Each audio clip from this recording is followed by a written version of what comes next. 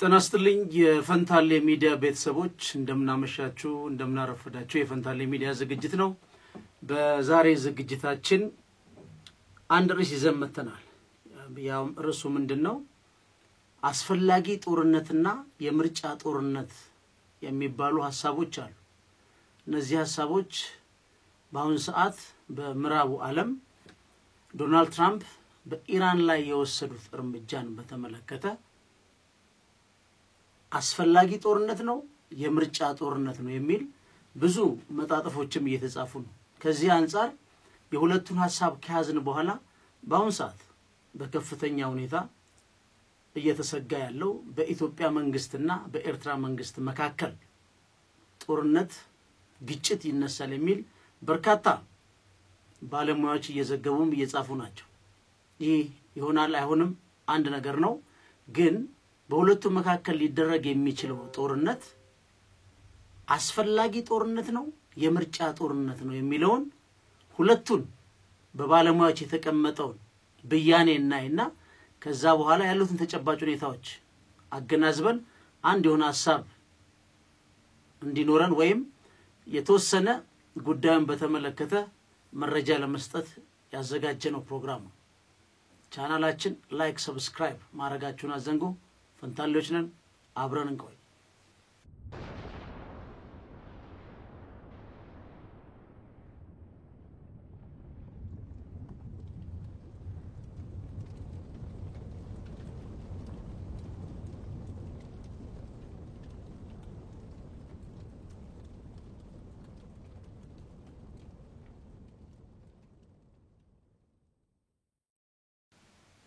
መጀመሪያ ቀጥታ አሁን ባለው የታለውን ተጨባጭ ሁኔታ በኢትዮጵያና በኤርትራ መካከል ያለውን ተጨባጭ ሁኔታ ውስጥ ቀጥታ ከመግባታችን በፊት ምንድነው war of necessity and war of choice የሚባለው ምንድነው?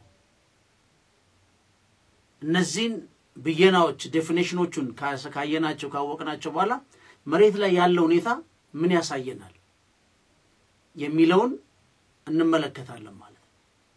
መጀመሪያ war of necessity የሚሉት በፍጹም ወደ ጎን ልትገፉት የማትችሉ የግዴታ ልታከናውኑት የሚገባ ጦርነት ሲሆን ብዙ ጊዜም እንደ self defense ራስን እንደ መከላከል የሚወሰድ ጦርነት ነው። ወይም war of necessity are a conflict that arise from an unavoidable need for self defense. ስለዚህ የግድ ነው። ግን ምን አይነት ተጨባጭ ሁኔታዎች ናቸው self defense የሚያስብሉት የሚሉትን ካራክተሪስቲክሱን እናያለን። ሌላ war of choice የሚባለውስ ምንድነው? ይሄ ደግሞ ምንድነው? በምርጫ አስበህ አስልተህ ሪስኩንም ገምግመህ መርጠህ የምታረገው ጦርነት ነው። ይሄን ጦርነት በማካሄዴ ይሄን ስትራቴጂክ የሆነ ጥቅሜን አስጠብቃለሁ ብለህ ግን ይሄን ስትወስንም ምን አይነት ኔጌቲቭ ነገሮች አሉት እሱንም እናያለን። ስለዚህ የwar of choice መነሻዎቹ የፍላጎቶቹ ምንጮች ተብለው ቢወሰዱት strategic interest or political consideration politically ከግምት ተወስደው ተቀምረው የሚደረጉ ጦርነቶች ናቸው። በሁለቱ መካከል ያለው ያ ነው። ስለዚህ በሁለቱ መካከል ያለውን ልዩነት መረዳት ማወቅ የአንድን ጦርነት አጠቃላይ ውጤቱን መገመትም መገምገምም ይቻላል ከጦርነቱ በፊት ማለት ነው። ለምሳሌ እዚህ ጋር አሁን ከwar of necessity ከሚባለው ጋር ያሉትን ነገሮች እንመልከታቸው። ምን ማለት ነው?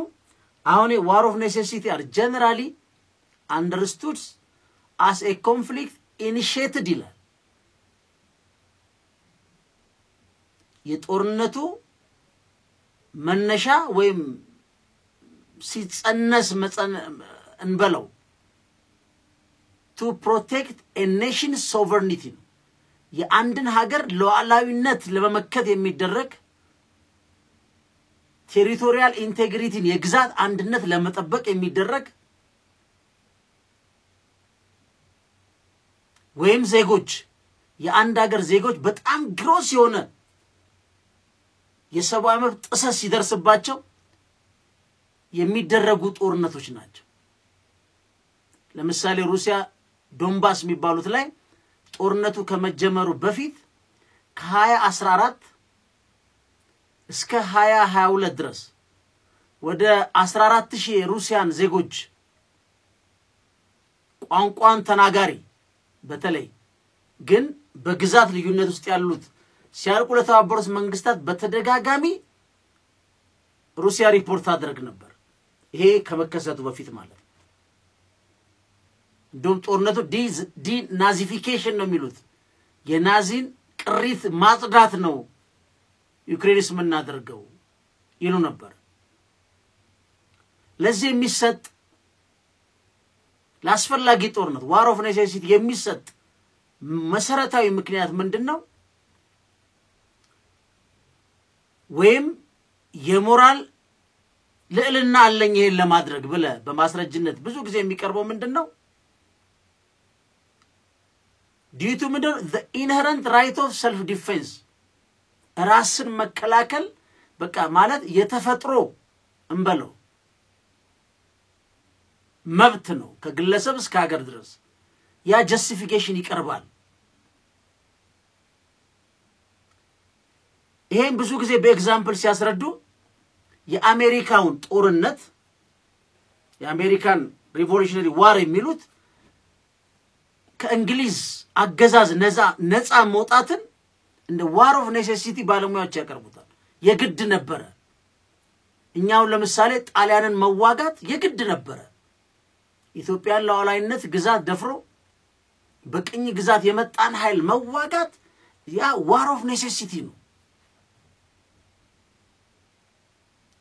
ሌላው ምንድነው? በሁለተኛው ዓለም ጦርነት ላይ ለምሳሌ ይሄ ናዚ ጀርመን እና ጃፓን እና ሞሶሎኒ ፋሺስቶቹ እነዚህን መታገል መዋጋት ለሀገር ክብር መውደቅ ሀገርን ማቆየት ያ ምንም ዋር ኦፍ ኔሴሲቲ ነበር ተብሎ በባለሙያዎቹ በብዛት ይጠቀሳል። መገለጫ ተብሎ የሚወሰዱት ምንድነው? መገለጫዎቹ በአብዛኛዎቹ መነሻቸው driven by external threat that leaves little room for alternative solution ከውጭ ጠላቶች የሚመጡ አደጋዎች ስጋቶች ሆኖ በተለይ ለሚወረረው ሀገር አማራጭ ያሳጡታል። በዛ ጊዜ የአማራጭ ያጣው ሀገር ምን ይላል? ከዚህ በላይ ክብሬን ሀገሬን አልሰጥም ብሎ ይነሳል ማለት ነው። that's war of necessity።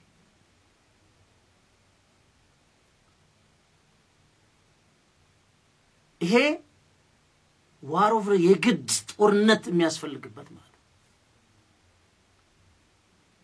ሌላ ሁለተኛው ምንድነው? ዋር ኦፍ ቾይስ የሚባለው ጦርነትን በምርጫ መከወን አስልቶ ጥቅምና ኪሳራውን በደንብ ቀምሮ የሚደረግ ጦርነት ነው። ይሄ ብዙ ጊዜ ሀገሮች ተጨባጭ ወይም ተገማች የሆነ አደጋ ሳይገጥማቸው ወይም ኤግዚስቴንሻል ትሬት ፊትለፊታቸው በሌለበት ግን በስሌት የሚያደርጉት ጦርነት ነው ዋር ኦፍ ቾይስ።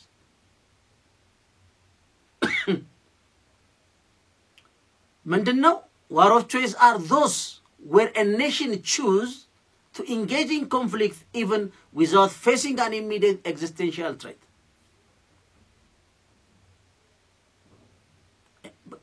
ቅርብ የሆነ አደጋ ሳይኖርም ቀምረው ያረጉታል። የሚሰጡት ጀስቲፊኬሽን ምንድነው ታዲያ? ጦርነትን በምርጫ የሚከውኑ ሀገሮች የሚሰጡት ጀስቲፊኬሽን ምንድነው? የሚለው እንመለከታለን። አንደኛ የሚሰጡት ስትራቴጂክ ኢንተረስት ስትራቴጂክ የሆኑ ፍላጎቶችን ይሄን ጦርነት በማከናወን አሟላለሁ ብሎ ያምናሉ። ወይም ይሄን ጦርነት ማከናወኔ የቀጠናውን ጸጥታ ለማረጋጋት ዋስትና ይሰጠኛል ወይም በተረጋጋ የቀጠና ዋስትና ውስጥ እንድኖር እድል ይፈጥርልኛል ብሎ ያስባሉ። maintaining regional stability ሌላው ምንድነው? በአገሬ ላይ የሚካሄደውን አሉታዊ የሆነ የርዕዮተ ዓለም ሊሆን ይችላል። ድሮ በኮልድ ዋር በሶሻሊዝምና በካፒታሊዝም መካከል በሚደረጉ ከባድ የፕሮፓጋንዳ ጥቃቶች ላይ ከጎኔ ያለው በጣም ሆስታይል የሆነ መጥፎ ባህል መጥፎ የፖለቲካ ፕሮፓጋንዳ አገሬ ላይ የሚያስፋፋ ነው ብሎ ሰው ይሄን ማስወገድ አለብኝ ሊል ይችላል። ሌላው ምንድነው? ይሄን አጠገብ ያለን ኃይል ሳስወግደው ወይም የሆነን ግሩፕ በመታው የኢኮኖሚክ ኢንተረስት ይጠበቃል። preventing a spread of hostile ideology or protecting economic interest ይሄ ምንድነው? በምርጫ የሚደረግ war of choice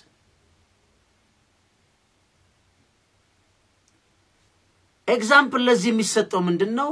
የኢራቅ ጦርነት ለምሳሌ በ2003 የተደረገው ለአሜሪካ ኤግዚስቴንሻል ትሬት አይደለም። የኢኮኖሚም ችግር አልነበረም። ወይ አሜሪካ ህዝብና አሜሪካ መንግስት ላይ በቅርብና ተገማች አደጋ የሚያመጣ አልነበረም። ግን እነቡሽ ከወኑት መከወን ብቻ አይደለም የተባበሩት መንግስታት ድጋፍ ያልነበረው ጦርነት ነው። ስለዚህ በቡሽና በብሌር ምርጫ ኢራቅን መውረር ምን ነበር ምክንያቱ? ጅምላ ጨራሽ መሳሪያ ሳዳም ሁሴን ታጥቋል። እንደውም ቀጥታ ከሴፕቴምበር 11 ጥቃት ጋር ያገናኙት። በቀደም ግን ዊስሊ ክላርክ ምን አለ? ኢራንን እንወራለን እናጠቃለን ሲል ዋይ ስለዋለው we don't know and ማን ያለው? ኮሊን ፖል ማን ያለው? ራምስፊልድ የነበረው እምቅ ፍላጎት በአሜሪካ ሳይሆን በዛ ጊዜ ምንድነው ፋይናንሰሩ ሚሊተሪ ኮርፖሬሽኑ the global elite ያን የአሜሪካን ህዝብ ላይ የደረሰን ግፍና መከራን ምክንያት በማድረግ ምንድነው ያለው? የፖሊሲ ኩስት ነው የገቡት። በ5 አመት 7 ሀገሮችን ስንገለብጠው የኢኮኖሚ ኢንተረስት ነው። ለምሳሌ ሃሊበርት የሚባል ኩባንያ ሃሊበርት የሚባል ኩባንያ በነ ጆርጅ ቡሽ ዲክ ቼኒ ሴቷ ማነች ኮንዶሊዛ ራይስ የሚመራ ኩባንያ አሁንም ኤግዚስት ያደረገ የመልቲ ቢሊየነር ኩባንያ የ29.1 ቢሊዮን ዶላር የነዳጅ ጉርጓድ ለ30 አመት በኮንትራት ይወሰን አንድ ድርጅት ያ የኢራቅ ህዝብ ሀብት ነው።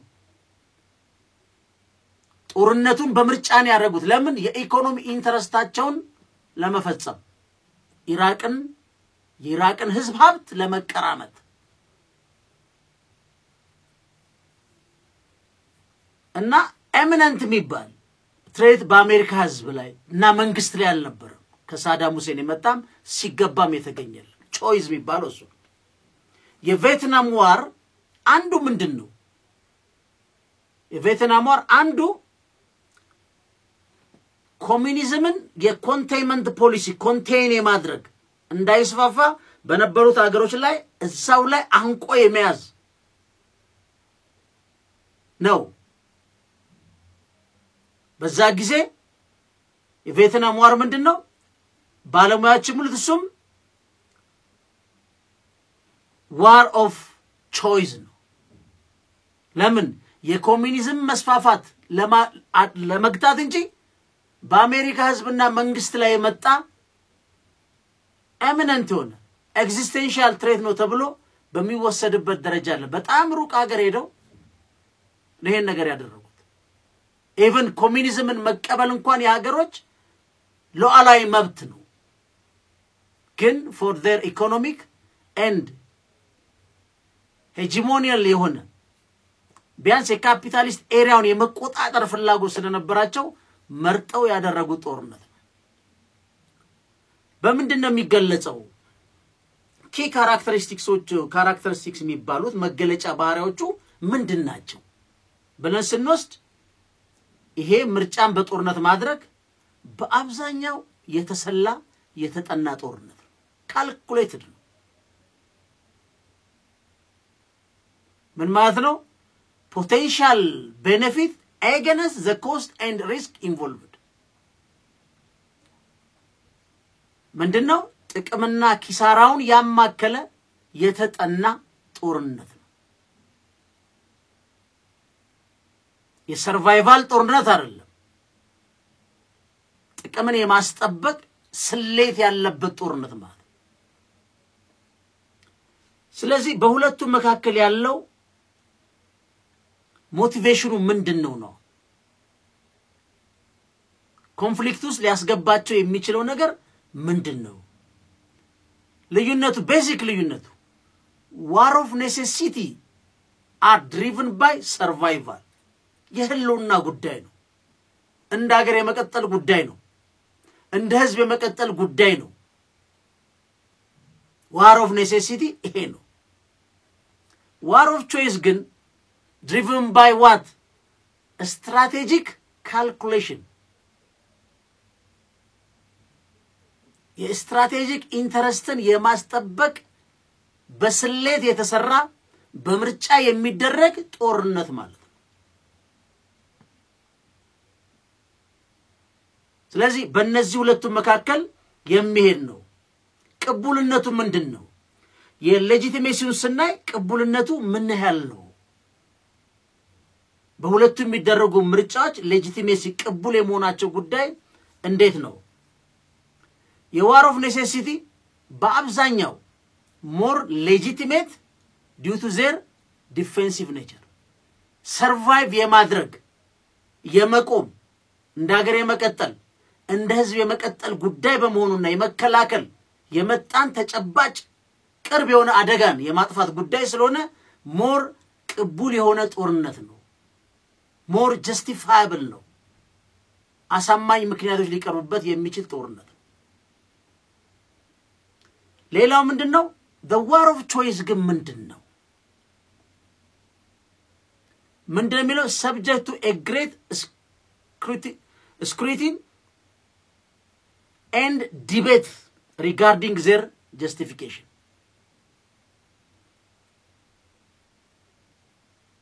subjected ነው a greater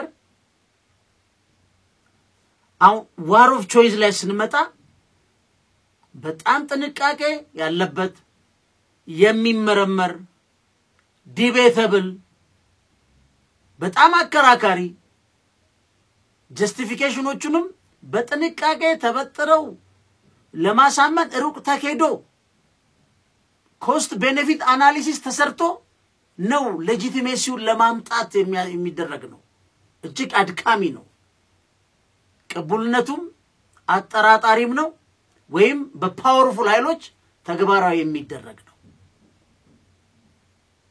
ፖለቲካሊ ጋንጋፕ ያደርጉ ለምሳሌ እንደነ ቡሽ ማለት የሚያስከትለው መዘዞቹስ ምንድናቸው በwar of necessity እና በቾይዙ መካከል ያለው ምንድነው ልዩነቶቹ የሚያስከትሉት በwar of necessity ላይ ተጨባጭ የሆኑ መዘዞች አሉት ማለት ተከታታይ ጉዳዮች አሉት ያው ሲግኒፊካንት የሆነ ጥቅማቸውም ትልቅ የሆነ ሰርቫይቫል ጥያቄ ስለሆነ ማለት ይሄውን ምን ሊያስከቱ ይችላሉ ምን አይነት መዘዝ ሊኖራቸው ይችላል በwar of choice ላይ ስንመጣ ግን በጣም ትልቅ ግሬት የሆነ ሪስክ አለው አንድ ሱ ብቻ አይደለም ስሌታችን እንኳን የተሳሳተ ከሆነ ወይም ተቀራራቢ ካልሆነ ደግሞ ያልጠበቅነው ውጤት አንኢንተንድድ የሆነ አውትካም ሊኖረው ይችላል በዛ ብቻ አያበቃም ከሱ ጋር ተያያዥነት ያለው የተለያየ ነገር የፕሮትራክትድ የሆነ ኤንጌጅመንቶች በቀላሉ የአንኢንቴንድድ አውትካሙ የሚፈጥረው ኒው ቼን ኦፍ ሪአክሽን ምን ሊያስከትል እንደሚችል ምን ሊያመጣ እንደሚችል እጅግ አደገኛ ነው ስለዚህ ኮስት ቤኔፊት አናሊሲሱን ቀመሩን የሚሰራው በምርጫ ጦርነት የሚያደርገው ኃይል በጥንቃቄ በተሞላበት በተቻለው መጠን ዝቅተኛ አደጋን የሚጋብዝ መሆን መቻል አለበት አውትካሙን የሚቆጣጠረው ኮንትሮል የሚያደርገው መሆን አለበት አውትካሙ ከመምጣቱ በፊት ተሰልቶ ወረቀት ላይ ያለቀ የተረጋገጠ መሆን አለበት ካልሆነስ በጣም ትልቅ ሪስክ አለው አደጋ አለው ስለዚህ በእነዚህ ሁለት መካከል በዋር ኦፍ ኔሴሲቲ እና በዋር ኦፍ ቾይስ መካከል ይሄን ይመስላል በርግጥ ከሁለቱ ትንታኔዎች ስንነሳ በኤርትራና በኢትዮጵያ መካከል ያለው ስጋት የጦርነት ስጋት በየትኛው ላይ ሊያርፍ ይችላል ምንድን ያሉ ተጨባጭ ሁኔታዎች ከየት ተነስተው የደረሱ በእነዚህ መሃል ፋክተሮቹ እነማን ናቸው የስጋት ፋክተሮቹ እነማን ናቸው ይሄን አብረን ያለን ፈንታሎች ነን አብረን እንቆይ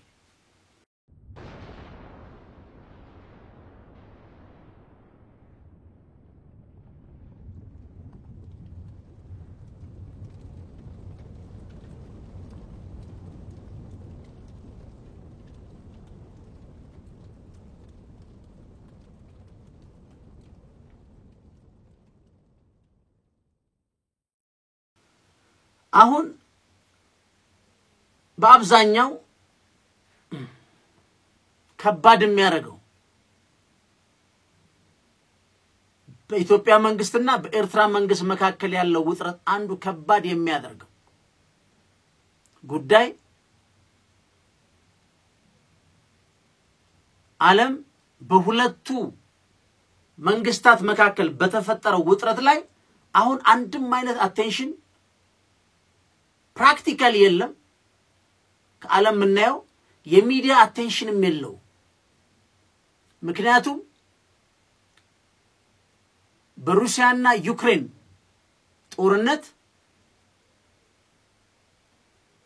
በፌደራል መንግስትና በትግራይ ኃይሎች መካከል በጣም አክቲቭ የሆነው የአውሮፓ ህብረት አሁን ድምጹም አንዱም ነገር የለም ከአንዳንድ የሆነ የኮሙኒኬ ውጪ ማለት ነው የአሜሪካ መንግስት ከኢራንና እስራኤል በገባው ጉዳይ ከዚህ በተሻለ እንደውም ኮንጎ ላይ ዶናልድ ትራምፕ የሰላም ኖቬል ማግኘት አለብኝ የሚላቸውን መንገድ እየተጠረጉ ነው ካስባላቸው አንዱ የኮንጎን የሩዋንዳና ኮንጎን ይዳኙበት ጉዳይ አለ የኢራንና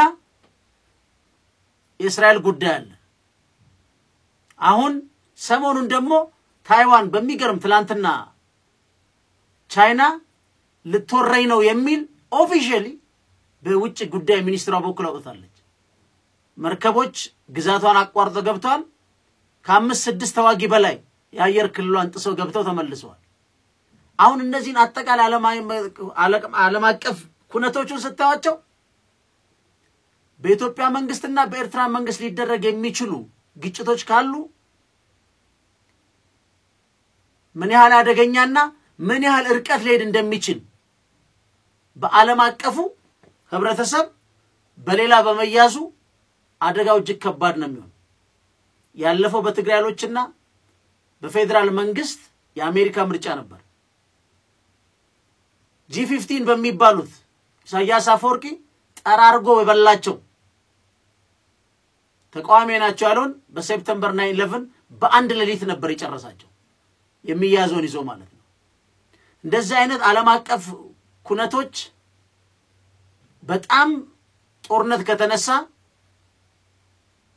ማቆሚያ በሌለበት በጣም ግሮስ የሆነ የሂውማን ራይት ቫዮሌሽን ያለበት ጦርነት ሊሆን ይችላል ግን ቀደም ካስቀመጥነው አንፃር በሁለቱ መንግስታት መካከል ያለው ልዩነቶች ምንድናቸው መሰረታቸውስ ከምን የመነጨ ነው የሚለውን ለመመለስ በጣም ከባድ ነው ግን ቁልፉ ጥያቄ እንደ ፈንታሌ ሚዲያ የኤርትራ መንግስትና የኢትዮጵያ መንግስት በሳውዲ አረቢያ ንጉሳዊ አገዛዝ ፊት የተፈራረሙት ሰነድ ምን እንደሚል እዛ ሰነድ ላይ የሰፈረው ምን እንደሆነ የሚያቅሰው ከማንም በተሻለ ሁኔታ ሊናገር ይችላል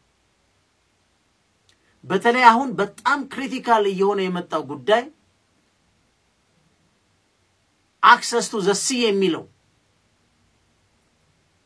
የኢትዮጵያ መንግስት ኦፊሻሊ በፓርላማ በጠቅላይ ሚኒስትር አብይ ይፋዊ ከተደረገ በኋላ የአፍሪካን ቀንድ ንጦታል ክርክር የለው ግን በዛ አልቀረም አጀንዳው ግን የሚገዛም የሚሸጥ ሆኖ ኢንተርናሽናል ኮሚኒቲውን በዚህ ጉዳይ የምስራቅ አፍሪካ የአፍሪካ ቀንድ እንዲያወሩ የተለያዩ መድረኮች እያመቻቹ ነው ይሄ አንድ ትልቅ ስቴፕ ነው በኢትዮጵያ በኩል እንስንወስደው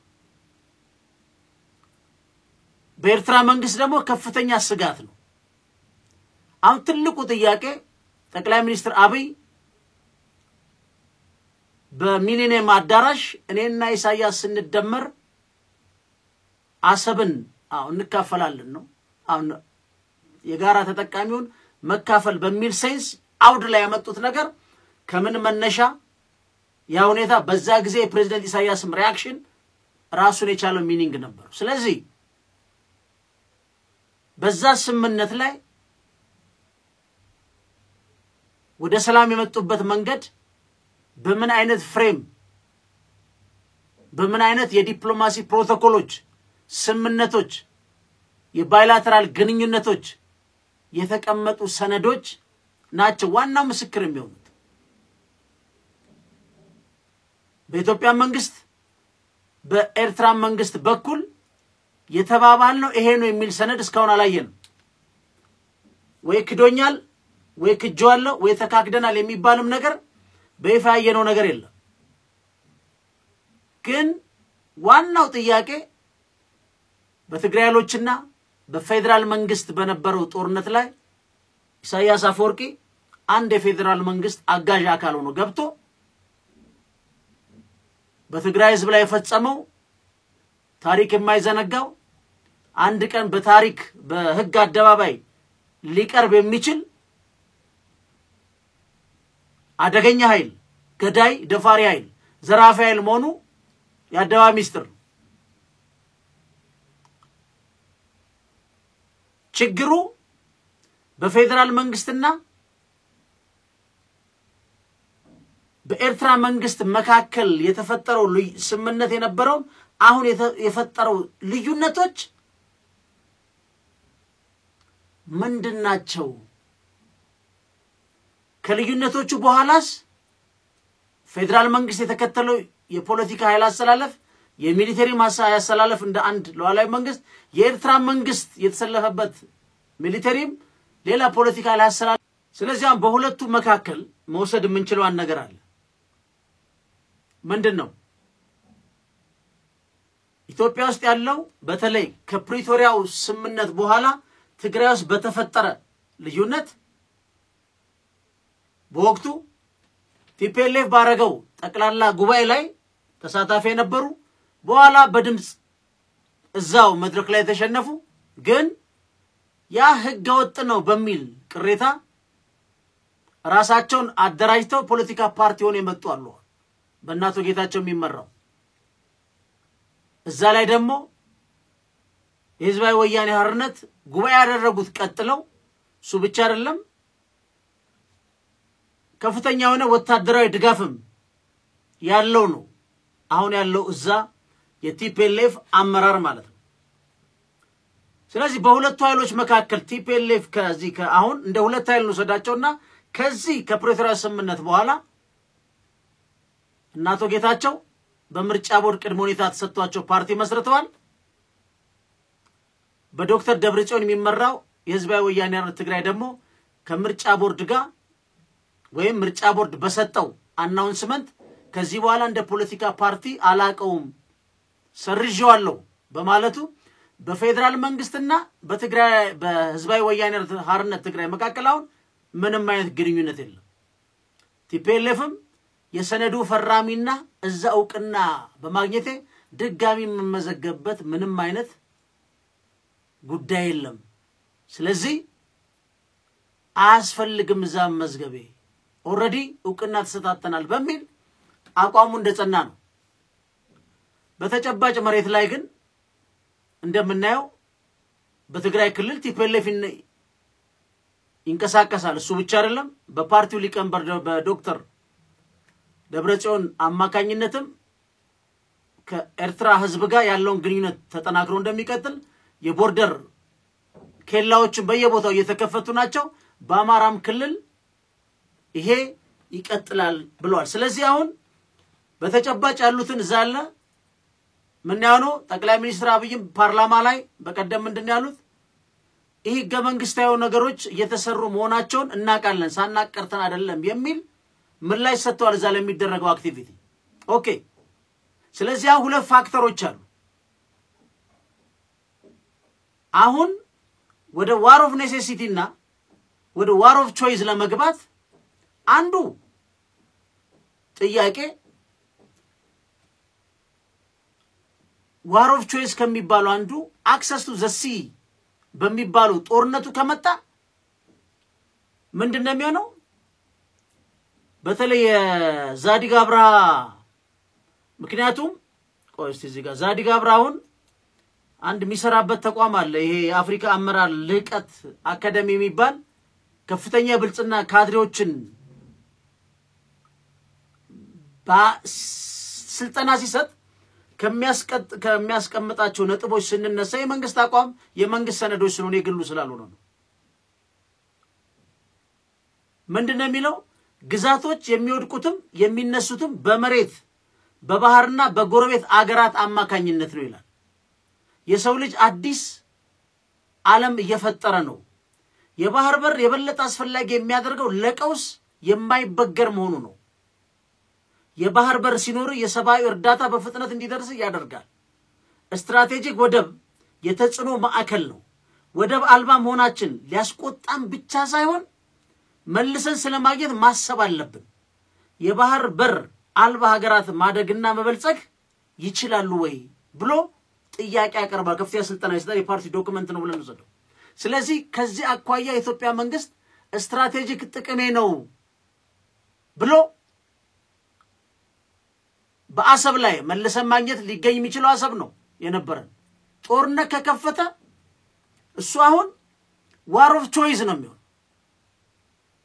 የተሰላ የተቀመረ ጦርነት ነው የሚሆነው ማለት። በዛ በኩል ደግሞ የሚደረገው ስናየው አይ አንደኛዬን አሰብንም ምጽዋን ወስጄ ኤርትራ የምትባል ሀገር ገንብቻለሁ፣ ስለዚህ ይሄ ከኢትዮጵያ ጥቃት ደርሶብኝ ይሄን ወደብ ልነጠቅ ነው ብሎ ሲመጣ ያ ምን ይሆናል? ዋር ኦፍ ኔሴሲቲ ይሆናል ማለት ነው። ይሄ ፖለቲካሊ ስፒኪንግ ነው። ዋር ኦፍ ኔሴሲቲ ይሆናል ማለት ያ ህልውናዬን ነው ማረጋግጠው፣ ግዛቴን ነው ማረጋግጠው ኖ የነበረን የራሳችን ወደብ ነው። ይሄን ወደብ በማጣታችን ብዙ ስትራቴጂክ ጥቅሞቻችን የሴኩሪቲ ጉዳይ ሁሉ ተዛብቶብናል። በመንሰጥህ አማራጭ በሰጥቶ መቀበል ምታስተናግደን ከሆነ ታስተናግደን፣ አለዛ በማንኛውም ሚስ በወታደራዊ ኃይልም ቢሆን ጥቅማችን እናስጠብቃለን ማለት ያ ዋር ኦፍ ቾይስ ይመጣል። ይሄ አንዱ ሴናሪዮ። ሁለተኛው ሴናሪዮ ላይ ስንመጣ ደግሞ የኢትዮጵያ መንግስት አንዱ የሚከሰው የኢትዮጵያን ውስጣዊ ሰላም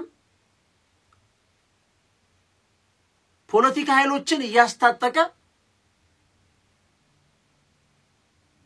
በምርጫ የተመረጠን መንግስት ለመገልበጥ ብቻ ሳይሆን አጠቃላይ የሀገሪቷን ሉዓላዊነት የሚጥል የግዛት አንድነት ጥያቄ የሚያስከትል ጦርነት ሊከፍት እየተዘጋጀ ነው። ኢትዮጵያ መንግስት በይፋም በአብዛኛዎቹ እንደሚሉት አንደኛ ለቲፒኤልኤፍ ከፍተኛ ድጋፍ ሻዕቢያና ቲፒኤልኤፍ ከፍተኛ ቁርኝት ላይ ደርሰዋል። ወታደራዊ ትብብር ሁሉ እየተደራረጉ ነው። እንዲሁም ፋኖ ተቀላቅሏል። ስለዚህ እነዚህ ሶስት ኃይሎች አጠቃላይ ሀገሪቷን የግዛት አንድነትና ያለውን በምርጫና በህጋዊ መንገድ የተገኘ ስልጣን በኃይል ለመንጠቅ የሚያደርጉት ነገር በመሆኑ የህልውና ጥያቄ እንደ ፓርቲ እንደ ሀገር ደግሞ ሰርቫይቭ ማድረግ ስላለብን ይሄን አደገኛ ኃይል ለመምታት ጦርነት ውስጥ እንገባለን።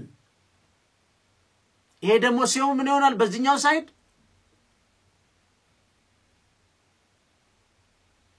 ዋር ኦፍ ኔሴሲቲ ይሆናል ማለት ፎር ሰርቫይቫል ነው የማደርገው።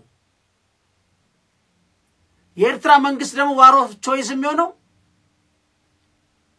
ግዛቱ ላይ ሳይመጣ ግን ወይ ቲፒኤልኤፍን ወይ ፋኖን ደግፌ ይሄን አደገኛ ወይም ለራሴ ስትራቴጂክ ጥቅም አደገኛ የሆነውን የብልጽግናን ኃይል መወገድ አለበት ብሎ ጦርነት ሲሳተፍ ደግሞ ያ ዋር ኦፍ ባይ ቾይስ ነው። የሰርቫይቫል ጥያቄ ሳይሆን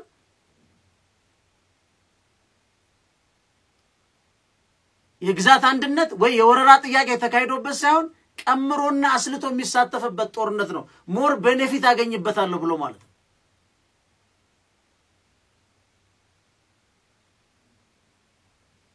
ከሁለቱ አክተሮች ስንወርድ ደግሞ ቲፒኤልኤፍ ከምርጫ ቦርድ ተሰርዟል። የኢትዮጵያ መንግስት አያውቀውም። ቲፒኤልኤፍ በፕሪቶሪያው ስምምነት መሰረት እውቅና ያለኝ አንድ የኢትዮጵያ የፖለቲካ አካል ነኝ።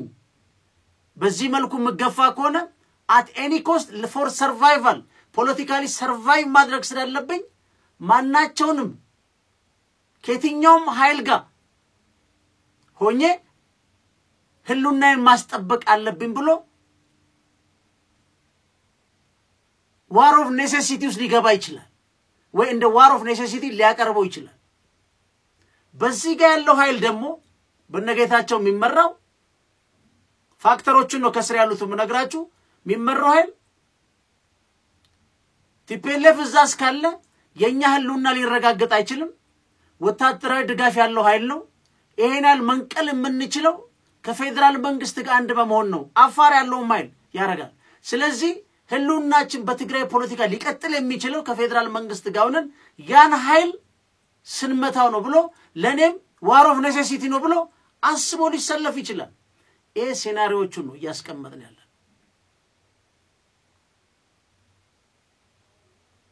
አሁን አገሪቷ ውስጥ ያሉት ነው። ፋኖ የቲፒኤልኤፍ ወይ የሻዕቢያ አካል ሆኖ ይመጣል።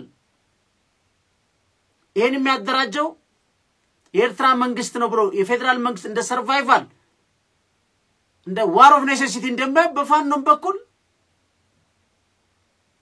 በስርዓት ጥቃት የተወለድንን ከኢትዮጵያዊነት ወርደን ወደ ራሳችን አማራነት ውስጥ ገብተን የራሳችን ህልውና ማረጋገጥ መንፈልግ ኃይሎች በመሆናችን ከማንኛውም ኃይል ጋር ተሰልፈን ይሄን የማረጋገጥ ዋር ኦፍ ኔሴሲቲ ውስጥ እንገባለን ይችላል ፋኖ። ልክ በተመሳሳይ የአማራ ክልል የብልጽግናው ክንፍ በህዝብ የተመረጥነን ህጋዊ ስልጣን ያዝነው እኛም የአማራ ጥቅም አስጠባቂ ነን። ፋኖ ከሶስተኛ ወገኖች ጋር ሆኖ የኛን ስልጣን የሚነጥቀንን መንገድ ማስቆም እንችለው አሁንም የፌደራል ኃይል ናቸው። ከፌደራል ኃይል ጋር እንደ ብልጽግና ሆነን የኔሴሲቲ ዋር አርገን ፋኖ መንቀል አለብን ሊሉ ይችላል።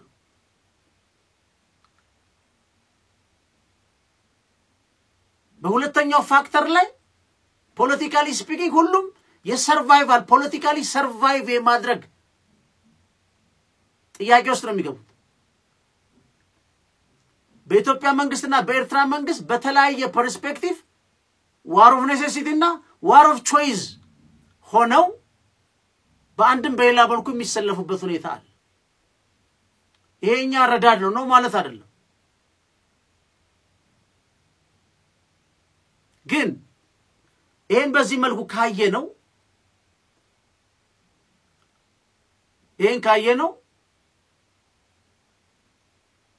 ምን ጥያቄ ማንሳት እንችላለን? ሌላ አማራጭ የለም? ግሬ የለም ወይ? ይሄን አጠቃላይ ዋር ኦፍ ኔሴሲቲ እና ዋር ኦፍ ቾይስ ከመግባት በፊት ፒስፉል ዲፕሎማቲክ በሆነ መንገድ ጉዳዮቹ ሊያልቁ አይችሉም ወይ የሚለውን ጥያቄም መመለስ አብሮ ጥሩ ነው። እኛ እንደ ፈንታሌ ሚዲያ ግልጽ የሆነ ምናሰምረው አቋም በየትኛውም አካል የሚደረግ ጦርነት ኤርትራንም ኢትዮጵያንም አሁን ባሉበት በተለይ ኢኮኖሚ ሁኔታ ያደቃል። በየአካባቢው ሊደረጉ የሚችሉ ጦርነቶችም አጠቃላይ ህዝብ ለህዝብ ያለውን በስተጋብር ላይመለስ ሊበጣጥሰው ይችላል። ውድመቱ ደግሞ በተለይ ሁሉንም ጨፍልቆ በዋር ኦፍ ኔሴሲቲ መነጽር አድርጎ የሚደረግ ጦርነት ውስጥ ከተገባ ደግሞ አንዱን ነቅሎ ወይ ቻይኖቹ እንደሚሉት ሁለት አንበሶች በአንድ ተራራ ላይ ሊኖሩ አይችሉም በሚለው ፈሊጥ የመነቃቀል አንዱን የመጨረስ ከሆነ ደግሞ ውድመቱን ማሰብ ራሱ ያማል። ግን ከዚህ ውጪ ምርጫ የለም ወይ የሚለው ማየት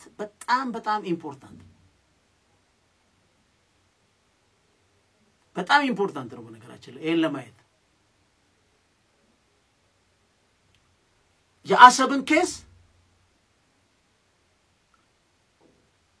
በኢትዮጵያ መንግስትና በኤርትራ መንግስት መካከል ከጦርነት አማራጭ ውጪ መጠቀም አይቻልም ወይ የሚሉትን መፈተሽ መነጋገር አማራጮቹን መመልከት ተገቢ ይሆናል። ባለው በሁለተኛው ፋክተር ውስጥም ስንመጣ በፌደራል መንግስት በቲፒኤልኤፍ በፋኖ መካከል እዚህ በሚደረገው ጦርነቶች ላይ ዲፕሎማሲያዊ ከጦርነት የተሻሉ አማራጮች የሉም ወይ? ሁሉም አሸናፊ ሊሆኑ የሚችሉበት እድል የለም ወይ? ይሄንን ማየት በጣም ቤስት ነው።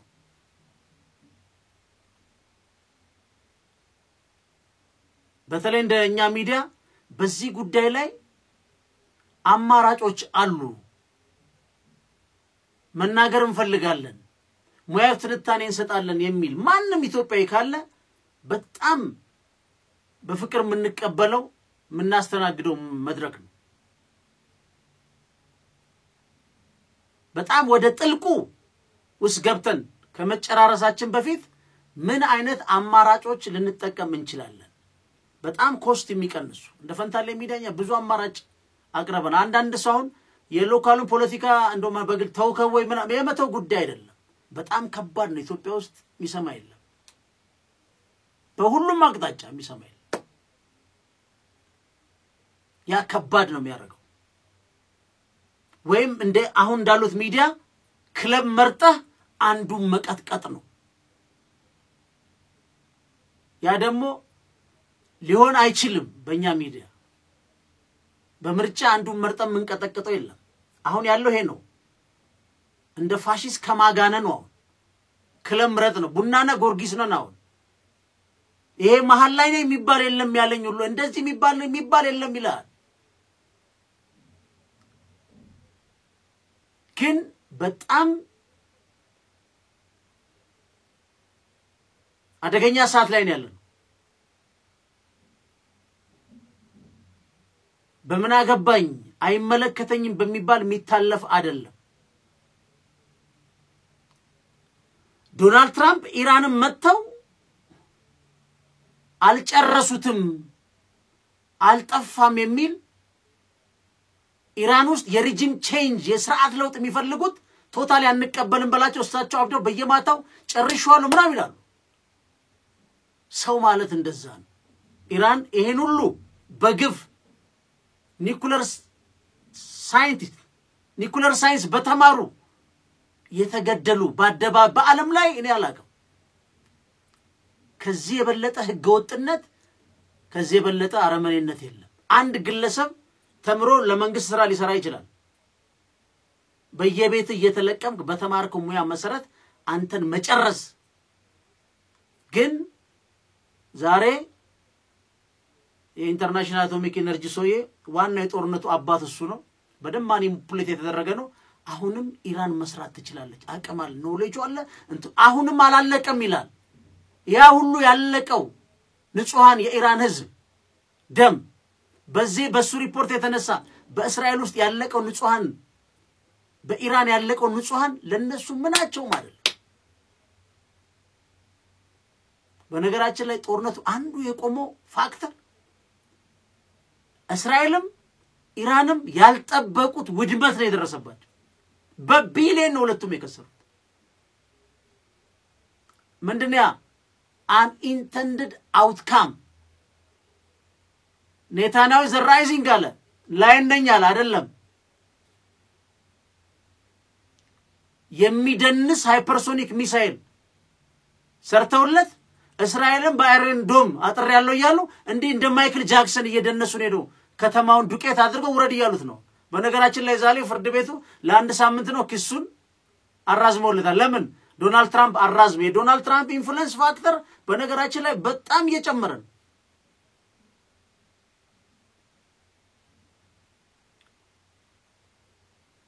ጦርነት መጨረሻው ላይ ሲስፋየር በትግራይና በፌደራል መንግስት ሲስፋየር ነው ያለው ምንም አይነት የፖለቲካል ውህደት የለም የትግራይ ህዝብ ወይ በመራጮቹ ፌደሬሽን ምክር ቤት የለም ፓርላሜንት ስቲል ሲስፋየር ዶክመንት ነው ያለው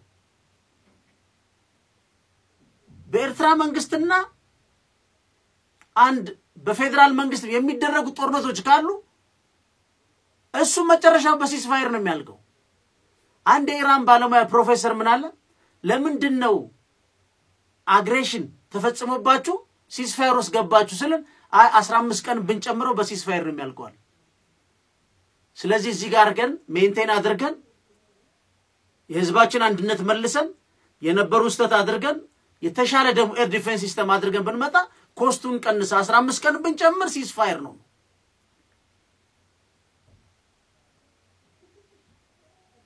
ስለዚህ በጣም ከባድ ጉዳይ ጦርነት ነው አይመከርም ግን ፈንታሌ ሚዲያውንም ይጋብዛል በዚህ ጉዳይ እናወራበት እኛ ብዙ ብለናል አማራጮቹን በምርጫ ቦርድ በቲፌል በፌደራል መንግስት ብዙ ሰሜት ግን የተሻለ አማራጭ አሁን አደገኛ ጦርነት ከመገባት በፊት መከላከል ምንችል ኮነ ማስቀረት ምንችል ኮነ ፈንታሌ ሚዲያ ኤኒ ታይም ማንንም ሰው በፈለገ ሰዓት ያገባኛል የሚል ከመጣ እናስተናግዳለን እኛው ኦፕን እናድርገው ምክንያቱም ጀጅመንታል ማለት በይነን ከምንወጣ ኦፕን እናድርገው እንደ ሚዲያ ወይም በሌላ ፕሮግራም the outcome ምን ሊሆን ይችላል የሚለውንም ልናው እንችላለን ስለዚህ ዛሬ ዝግጅታችን በዚህ ይጠናቀቃል ፈንታሎች ነን አብራችሁን ስላመሻችሁ ስለዋላችሁ እግዚአብሔር ያክብርልን ቻው እንላለን መልካም ቀን ቻናላችን ላይክ ሰብስክራይብ ማድረጋችሁን አዘንጉ